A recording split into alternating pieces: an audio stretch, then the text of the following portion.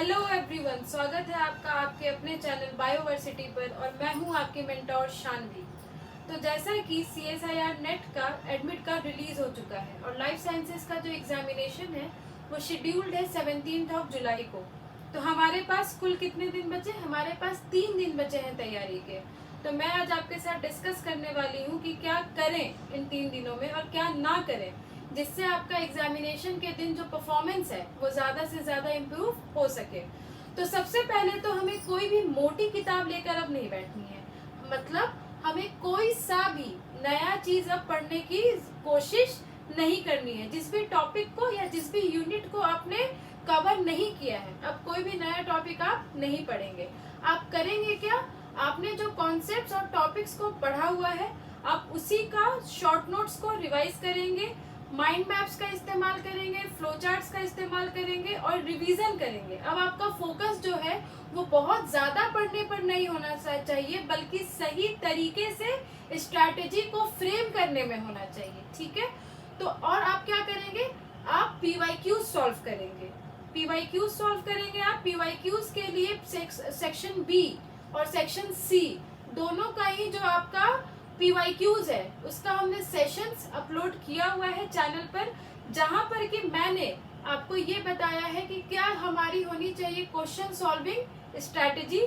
हमने ये भी देखा है उसमें कि किस तरीके से अगर किसी टॉपिक के बारे में हमारे पास बहुत मिनिमम कॉन्सेप्ट भी है या कॉन्सेप्ट नहीं भी है, कुछ क्वेश्चंस में तो हमने ऐसा भी देखा कि जिसके बारे में हमें नहीं भी पता है तो भी हम किस तरीके से लॉजिक का इस्तेमाल करते हुए एनालिटिकल माइंडसेट के साथ उन क्वेश्चंस को सॉल्व करते हुए सही आंसर्स को टिक कर सकते हैं। ठीक है? तो आपको क्या करना है? आपको ज्यादा से ज्यादा PYQ सॉल्व करने हैं, जिससे आपका क्या हो, आपका कॉन्फिडेंस बूस्टअप हो। उसके साथ ही आप कोशिश करेंगे कि इन 3 दिनों में आप कम से कम 1 या 2 फुल लेंथ मॉक टेस्ट आप लगा लें। ठीक है? इससे होगा क्या कि आपको टाइम मैनेजमेंट का मालूम लगेगा। जितना समय आपको एग्जाम के दौरान दिया जाता है CSIR की परीक्षा में, आप उतना ही समय टाइमर लगाकर एकदम कॉम्पिटिटिव माइंडसेट के साथ आप क्या करेंगे, उस पूरा का पूरा जो मॉक टेस्ट है उसको सॉल्व करेंगे, जिससे आपका टाइम मैनेजमेंट इम्प्रूव होगा। तो ये बातें आप क्या करेंगे? आप करेंगे। इसके साथ ही जैसे कि मैंने आप लोगों से पहले भी डिस्कस किया हुआ था, पार्ट A को बिल्कुल ओवरलुक ना करें। हमारी लाइफ साइंसेज के एस्पायरेंट्स की सबसे बड़ी मिस्टेक ये होती है कि हम पार्ट A को बिल्कुल ओवरलुक कर देते हैं। ठीक है? तो ऐसा नहीं करना है।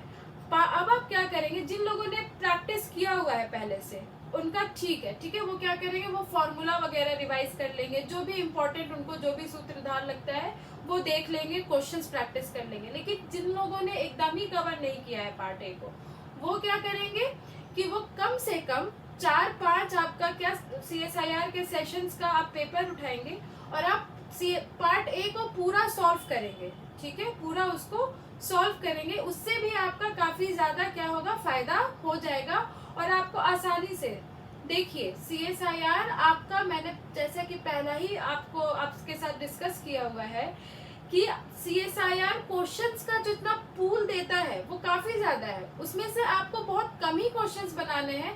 अगर सही स्ट्रैटेजी के साथ उन क्वेश्चंस को सिलेक्ट किया जाए तो आसानी से जो JRF का सपना है वो पूरा किया जा सकता है ना? तो अगर आप पार्ट A को, अब जिन लोगों ने बिल्कुल भी कवर नहीं किया है वो इसी तरीके से क्या करेंगे कि रोज कम से कम 1 घंटा 1.5 घंटा आप देंगे पार्ट A को। जो कुछ इंपॉर्टेंट टॉपिक्स हैं उसके आप क्या करेंगे, वही जैसा मैंने बताया 4-5 सेशंस के आप पेपर सॉल्व करेंगे पार्ट A का। इससे ही आपका काफी मदद हो जाएगा। पार्ट A के लिए भी हमने एक सेपरेट वीडियो बनाकर चैनल पर अपलोड किया हुआ है, आप उसको भी देख सकते हैं, वो भी आपको काफी फायदा पहुंचाएगा। ठीक है? इसके साथ ही जो किसी भी एस्पायरेंट का सबसे बड़ा दुश्मन है वो है उसका डर, है ना? हम डर जाते हैं कि पता नहीं होगा कि नहीं होगा। ये नहीं सोचना है। अब आपने मेहनत करी है, आपने पढ़ाई करी है, आपका बिल्कुल होगा। एकदम कॉन्फिडेंट रहना है। अपने आप को किसी और से कंपेयर नहीं करना है। कोई अगर बोल भी रहा है आपको कि अरे मैंने तो इतने मॉक टेस्ट दे दिए, मैंने तो इतना सारा इतनी बार रिवीजन कर लिया, तो करने दीजिए।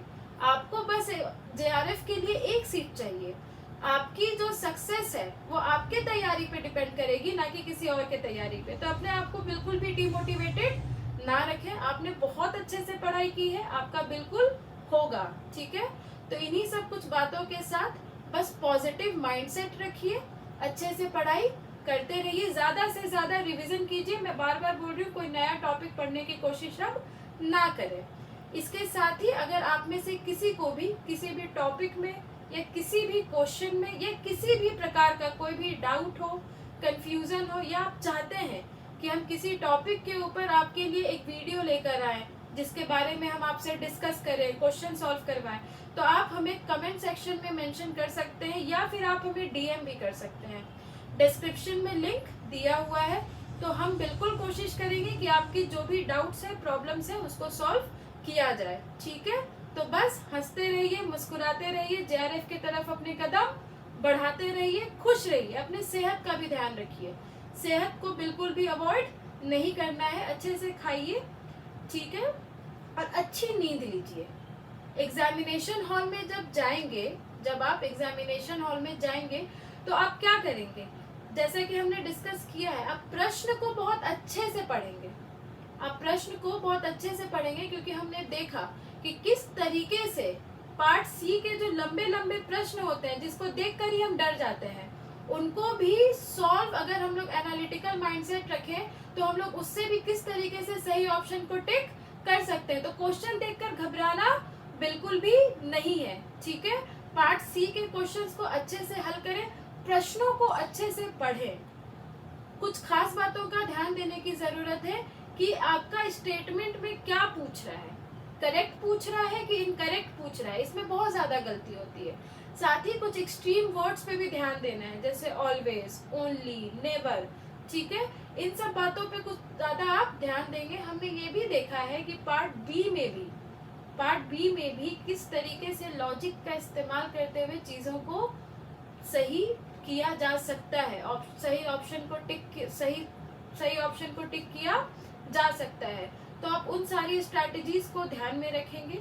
जितना आपने पढ़ा है, आपने काफी पढ़ा है, ठीक है। आपके पास वो सारी कैपेबिलिटी है जिससे आप एक जेआरएफ बन सकते हैं। तो आप अपने उसी काबिलियत के ऊपर कॉन्फिडेंस रखेंगे, ठीक है, पॉजिटिव रहेंगे, okay.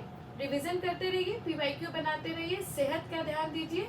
All the very best for your examination. उम्मीद करते हैं कि आप सारे लोगों का एग्जामिनेशन बहुत अच्छा जाएगा। हमें कमेंट सेक्शन में जरूर बताइएगा कि आप लोगों का एग्जाम कैसा गया, ठीक है। तो मिलते हैं आप लोगों से जल्दी। Thank you so much.